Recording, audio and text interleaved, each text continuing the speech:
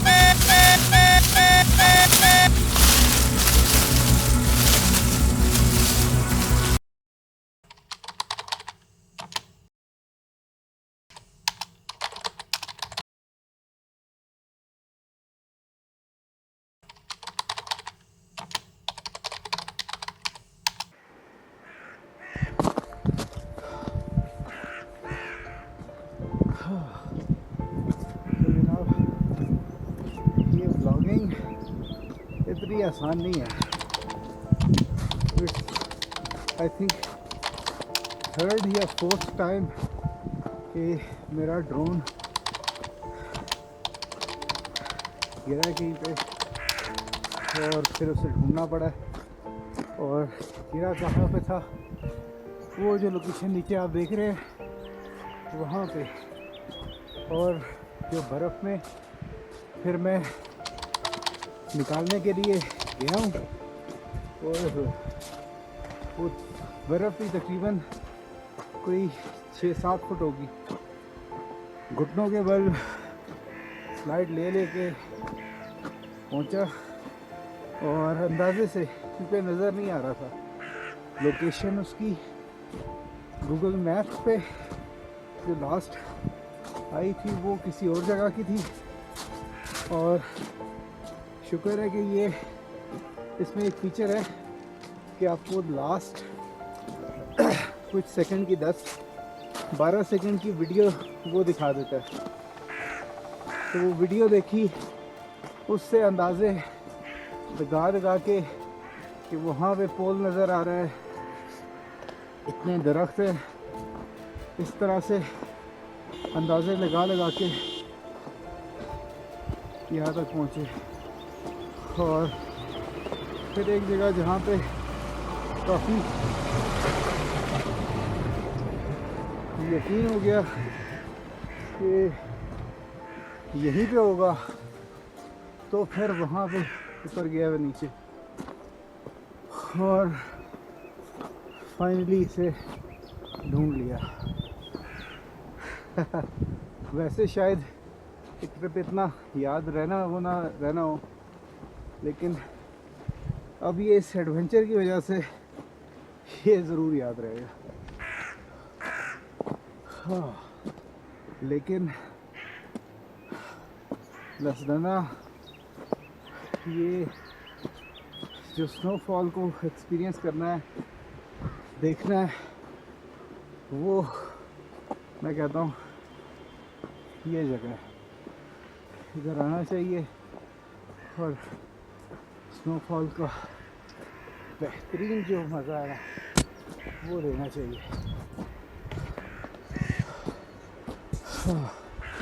जब आप किसी एक्सट्रीम वेदर में होते हैं, बेशक वो ठंडा हो या गर्म, तो जो आपके कैमरे की बैटरीज़ होती हैं, ड्रोन की बैटरीज़ होती हैं, उनका बिहेवियर थोड़ा सा स्ट्रेंज हो जाता है। अब यहाँ पे लसदना में काफ़ी ठंडा मौसम था और मुझे आई वॉज़ एक्सपेक्टिंग कि यार कुछ ना कुछ प्रॉब्लम बन सकती है। तो बहरहाल I was flying the drone और उसकी अभी बैटरी रहती थी अच्छी खासी, यानी कि तकरीबन अराउंड 25-30% रहती होगी। लेकिन अचानक से यानी कि मेरे पास वो इंडिकेशन आना शुरू हो गई कि बैटरी आपकी बहुत कम रह गई है, एंड इट ड्रॉप टू 10%। तो उसके बाद जनाब लैंडिंग कराना पड़ा मुझे एमरजेंसी में।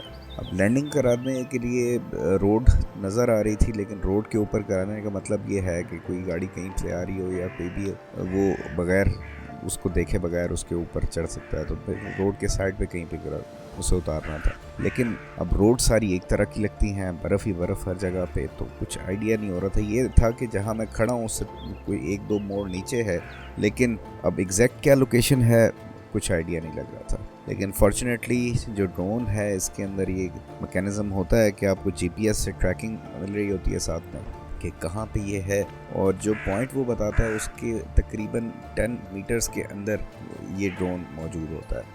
तो 10 मीटर्स इटसेल्फ काफ़ी बड़ा एक वो बन जाता है, क्योंकि एक ऐसी जगह पे जहाँ पे यानी आपको आइडिया नहीं है, तो उस जगह पर आपको एक ड्रोन को ढूंढना वो मुश्किल हो जाता है। और स्पेशली स्नो के अंदर जहाँ पर जाना भी मुश्किल है और ख़तरनाक है, फिर आप ऐसी जगह पे जाओ जहाँ पे आपको कंफर्म भी ना हो कि वो वहाँ पे है या नहीं, तो उसके लिए सेकंड मैकेनिज़्म ये होता है कि वीडियो।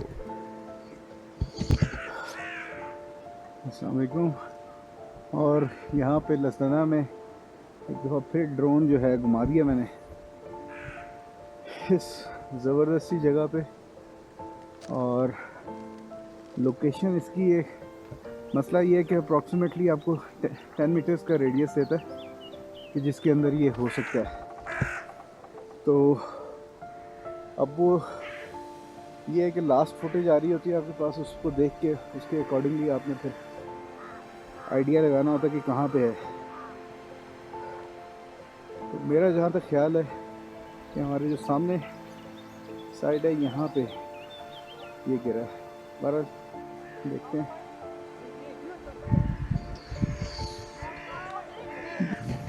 ये जगह इधर करते हैं।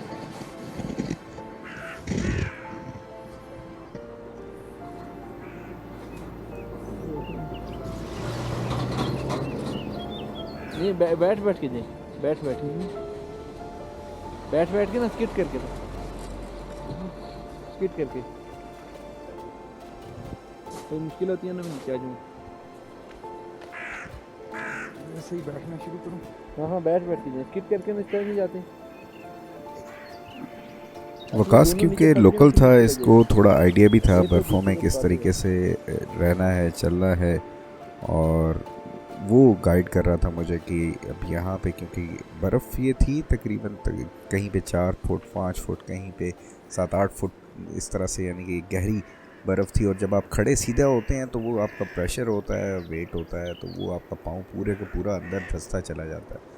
तो कई जगहों पे मेरा पूरा कह लें कि वेस्ट तक पाँव अंदर चला गया, तो बड़ा फिर खैर मुश्किल हुई। लेकिन ये कि बैठ के स्लाइड कर के जो है ना यहाँ से आगे नीचे गए, और फिर ऑक्सीजन भी थोड़ी सी कम होती है, फिर हम रूटीन में इतनी एक्सर्शन की आदत भी नहीं होती, तो थोड़ा सा वह करता था, फिर थोड़ा सांस लेके फिर आगे नाज़रीन, जाना, ये फिर हमारा थोड़ा सांस ड्रोन लेके, यहाँ पे गुम हो तो गया इस था, तरीके से यानी मैं आगे बढ़ खो रहा गया था। था। और ये अभी हमें यहाँ से ड्रोन मिल गया है। ये त्रिंजी साहब भी चले गए नीचे लाने के लिए। और ये देखें, ये इधर से बर्फ़ बहुत ज़्यादा है यहाँ पे, स्नो बहुत ज़्यादा हैवी स्नो है यहाँ पे, तकरीबन 8-8 फुट बर्फ़ है यहाँ पे साइड में, जिसकी वजह से थोड़ा सा रिस्की भी था ये। लेकिन ये है कि अल्हम्दुलिल्लाह ये एक नुकसान ड्रोन मिल गया।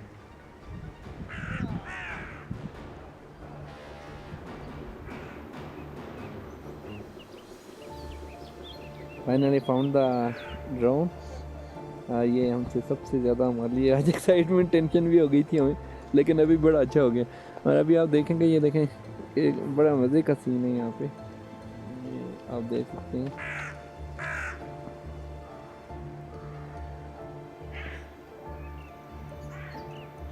आ जाऊँ?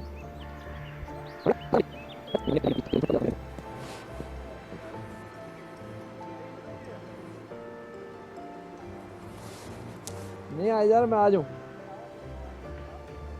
थक गए ना करें, मैं तो नहीं थका। मैं आधी कहते हैं ना कि 1 और 1 11 होते हैं, तो कुछ अच्छे दोस्त आपके साथ हों तो ऐसी सिचुएशन में आपको काफ़ी सहारा मिल जाता है। ड्रोन मैंने पहले भी घुमाया, अक्सर मेरे साथ जितनी बार भी घुमा कहीं गिरा तो उसमें मेरे साथ हसनैन होता था, तो हार्डली कभी ऐसा हुआ है कि कहीं पे मैंने, हाँ एक दफ़ा मैं था जलसे में एक PTI के गया हुआ था, वहाँ पे मेरे से गिरा था, वहाँ पे मैं अकेला था। और मुझे याद है कि किस तरह से मैं सारा कुछ अपना, क्योंकि आपके पास काफ़ी सारा इक्विपमेंट होता है, गॉगल्स होते हैं, बैटरीज होती हैं, रिमोट होता है, फिर बैग्स होते हैं, तो वो सारा कुछ उठा के किस तरीके से मैं बीच में जो है ना लोगों के भागा भागा जा रहा था, तो वो भी बड़ी सिचुएशन हो जाती है। तो जस्ट गोज़ टू शो के यार ये सारा कुछ इतना मज़ेदार नहीं होता हमेशा, इसमें काफ़ी अजीब हो गरीब किस्म के अनएक्सपेक्टेड वाक़यात भी होते हैं इस सारे एक्सपीरियंस में। ड्रोन पकड़ के अब ऊपर आना ये भी एक बड़ा मसला था। नीचे जाते हो तो आप स्लाइड करते जाते हो, लेकिन ऊपर आने के लिए आपको कहीं ना कहीं कदम रख के जमा के ज़ोर लगा के ऊपर आना पड़ता है, और जब आप कदम रखते हैं तो फिर वो आपका बर्फ़ के अंदर चला जाता है। तो थकावट भी हो गई थी काफ़ी जो है। फिर खैर वकास ने रियलाइज़ किया यार ये बंदे से ऊपर नहीं आया जाना और इसने घंटा इधर ही लगा देना, तो वो फिर नीचे आया उसको जो है पकड़ के, तो फिर जल्दी जल्दी ऊपर आए, और ऊपर आके फिर अगली फुटेज जो है वो आपसे पहले मैंने शेयर कर ली है, जो पूरा एक्सपीरियंस था।